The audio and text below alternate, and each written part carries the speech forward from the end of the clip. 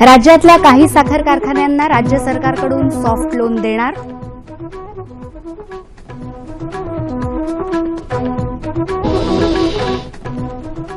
तूर कांद्याबरोबरच आता मुगाचीही भाववाढ.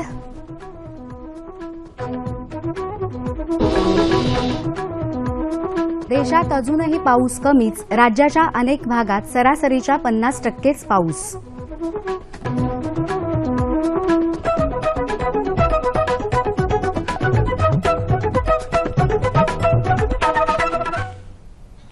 नमस्कार. कृषी वार्ता या बातमीपत्रामध्ये मी अर्चना आडावतकर आपलं स्वागत करते. आता पाहूया कृषी विषयक सविस्तर वृत्त. केंद्र सरकारने साखर उद्योगासाठी जाहीर केलेल्या सॉफ्ट लोनचा लाभ घेऊ न शकलेल्या राज्यातल्या 22 सहकारी आणि खासगी साखर कारखान्यांना राज्य सरकारकडून सॉफ्ट लोन देण्याचा निर्णय राज्य मंत्रिमंडळाच्या बैठकीत घेण्यात आला. ऊस उत्पादक शेतकऱ्यांची देणी भागवण्यासाठी केंद्राने देशातल्या साखर कारखान्यांना 6,000 कोटी रुपयांच्या कर्जाची घोषणा केली होती. मात्र हे कर्ज 2013-14च्या गळीत हंगामातल्या साखर उत्पादकांसाठी आहे. या काळात ज्या कारखान्यांनी गाळप हंगाम सुरू केला नव्हता ते या कर्जाच्या कक्षेबाहेर राहिले आहेत. अशा कारखान्यांना आता राज्य सरकारकडून कर्ज मिळणार आहे. तूरडाळ, कांदा यांची गेल्या काही काळातली भाववाढ सर्वसामान्यांची चिंता वाढवत असतानाच आता मुगाच्या भावानंही उचल खाल्ली आहे. मात्र शेतकऱ्यांनी त्यांच्याकडच्या मुगाची विक्री केल्यानंतर काही काळांनी ही तेजी आली आहे. एका आठवड्याच्या कालावधीत मुगाचे दर 1,000 रुपयांनी वाढले. मंगळवारी मुगाचा भाव 7,251 रुपये प्रति क्विंटल इतका होता. देशाच्या अनेक भागांमध्ये ऑगस्ट महिन्यातही पावसाने ओढ दिल्याने पावसाची तूट वाढून 12% पोहोचली आहे, अशी माहिती हवामान विभागाने दिली आहे. देशातल्या 36 उपविभागांपैकी 18 विभागात सामान्य पाऊसमान राहिलं तर 15 विभागात अपुरा पाऊस झाला आहे. राज्यातल्या मराठवाडा, कोकण आणि मध्य महाराष्ट्रात सरासरीच्या 50% पाऊस झाला. नांदेड जिल्ह्यात यावर्षी कमी पाऊस झाल्याने मूग, उडीद, सोयाबीन, कापूस तसंच ज्वारी या पिकांचं मोठं नुकसान झालंय. अहमदनगर जिल्ह्यातल्या सावरचोळ गावचे प्रगत शेतकरी सतीश पुंजा कानवडे यांनी उच्च शिक्षण घेऊनही घरची शेती करण्याचा निर्णय घेतला. कमी पाण्यात रोख उत्पन्न देणाऱ्या डाळिंब पिकाची त्यांनी निवड केली. पावसाच्या अनियमिततेमुळे सतत टंचाईग्रस्त असलेल्या भागात कमी पाण्यावर तग धरणारी पिकं घेणं फायद्याचं ठरतं, हे त्यांनी दाखवून दिले.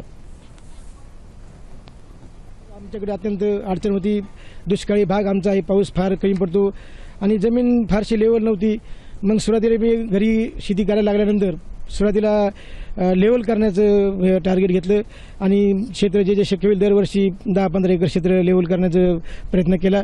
एक 4-5-6 वर्षामध्ये बऱ्यापैकी जमीन लेवल झाली आणि त्यानंतर मी 2005च्या दरम्यान साधारणतः पहिल्यांदा 12 एकर डाळिंब या ठिकाणी लावलं.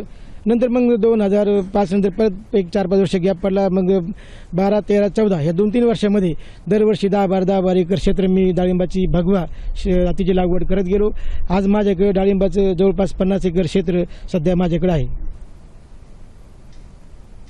खारफुटीच्या प्रदेशात वाढणाऱ्या खेकड्यांना मोठी मागणी असल्यानं केंद्र सरकारने खारफुटीच्या जंगलात वाढणाऱ्या खेकड्यांसाठी नवीन प्रकल्प उभारला आहे. या खेकड्यांना आंतरराष्ट्रीय बाजारात मोठी मागणी असल्यामुळे हा व्यवसाय करणाऱ्या शेतकऱ्यांना मोठा फायदा होणार आहे. शहरीकरणामुळे सध्या खारफुटीच्या जंगलांचा मोठ्या प्रमाणावर ऱ्हास होतोय.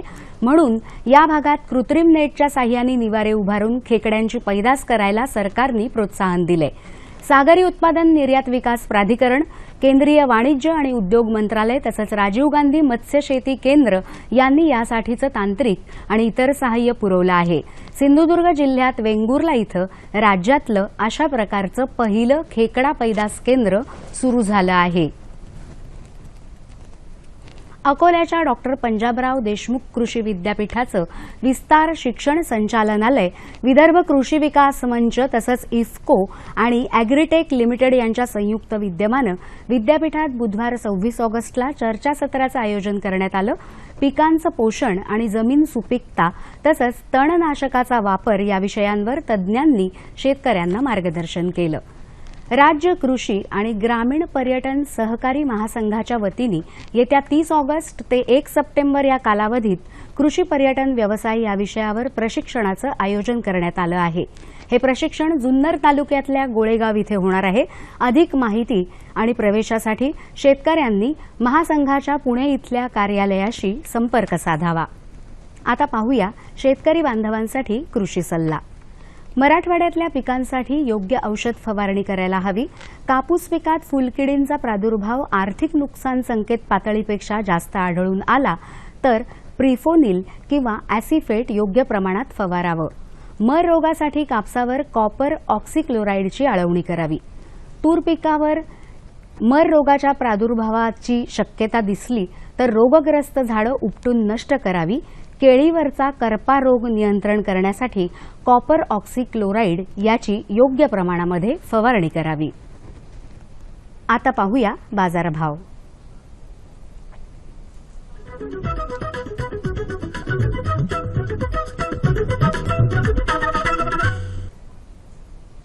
जाणून घेऊया औरंगाबाद कृषी उत्पन्न बाजार समितीकडून प्राप्त शेतमालाचे बाजारभाव. हे भाव शेतीमालाच्या उत्पादकांसाठी आहेत. निराळा उल्लेख नसल्यास हे भाव प्रति क्विंटल आहेत. भेंडी कमाल दर 1,000 रुपये प्रति क्विंटल, किमान दर 700. कारली 1600 1000, दुधी 700 300, वांगी 1200 1000, कोबी 800 600, फ्लॉवर 1400 1000, सफरचंद 8000 5000, डाळिंब 7500 600, मोसंबी 2400 1000. बाजारभाव विषयक अधिक माहितीसाठी www.agmarketnet.nic.in या संकेतस्थळाला भेट द्या. आता पाहूया हवामानाचा अंदाज.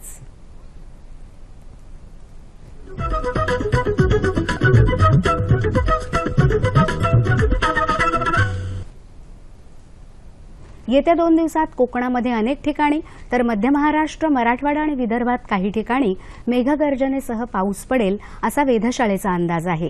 येत्या 24 तासात विदर्भामध्ये तुरळक ठिकाणी जोरदार पाऊस पडेल असा इशाराही वेधशाळेने दिलाय.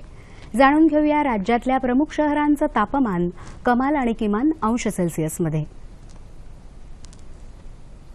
मुंबई कमाल 32, किमान 27, पुणे 30-22, औरंगाबाद 32-23, नागपूर 34-25, सोलापूर 32-23 आणि नाशिक 29 आणि 21 अंश सेल्सिअस.